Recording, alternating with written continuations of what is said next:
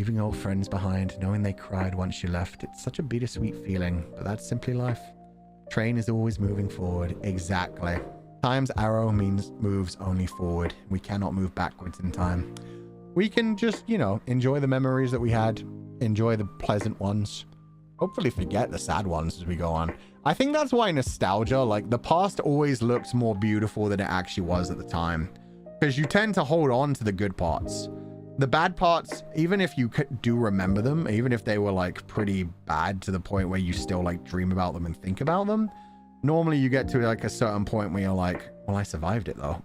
It's nowhere near as bad as what I'm dealing with now, is the kind of feeling you get quite often. So you end up looking backwards and being like, oh, I loved being in primary school. It was so much fun and so relaxed. Meanwhile, at the time you were like, oh, this school sucks. Everything's so boring. Oh, I hate being forced to be here all day. I could be at home playing video games. Same for like college. You're like, oh my God, this is so stressful. I'm barely getting through every class that I'm doing, studying my ass off, doing my best. I'm still trying to have fun with friends, but it's not working out. And you get out of college and you're like, God, I wish I could have been in college again, just trying whatever I felt like, having something to fall back on. Nostalgia could also be not as good, as comparing the good stuff in your past to your present makes your life more bleak than it actually was. Yes, that's actually why one of my favorite movies is a Makoto Shinkai one, 5 centimeters per second. I like the message behind 5 centimeters per second, where you can get lost in the past, essentially. If you don't like look for the opportunities that are around you in the present, because you're constantly thinking about how good it was in the past, you never know what you're missing out on, what new connections you're missing out on. If you're still dreaming of a person that existed in the past that you can't connect with anymore, you might not see that a person right beside you is actually a way better match for you and more interesting now that you've grown up and matured. Same for like anything you do in life, really. It's just like, yeah, a lot of the times if you try to compare it to your past, you always see the past through rose-tinted glasses for the most part. So yeah, sometimes you just have to realize at some point, like 10 years down the line, you might look at this part in your life and be like, damn, that was awesome.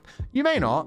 You may realize at some point, like, wow, that was the lowest point in my life and I'm so glad I got through it. I fought hard to get through that. But sometimes you'll just like, yeah, you'll be like, oh God, this sucks. I hate this part of my life. And I just like accelerate by like 2 to 3 years until I'm done with this course, or till I found a better job, or till I found somebody else who cares about me as much as I care about like other people, kind of thing. And then you'll look back and be like, that wasn't so bad. That was actually a pretty chill time. I was just like stressed about things I really shouldn't have been stressed about at the time.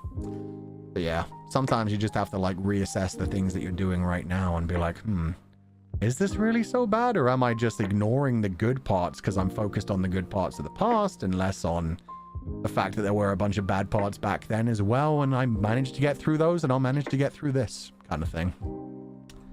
It's hard to learn not to hold on to the past. I personally still didn't learn how to do that.